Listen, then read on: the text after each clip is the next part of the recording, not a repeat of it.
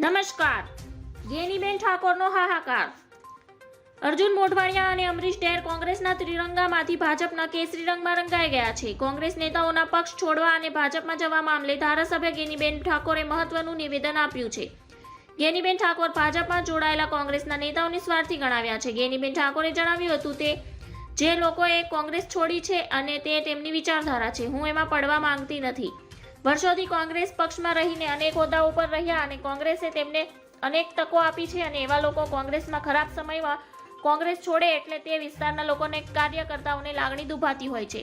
ભાજપ બાજુ હાલ પલ્લુ ભારે છે એટલે સ્વાર્થી લોકોએ બાજુ જઈ રહ્યા છે.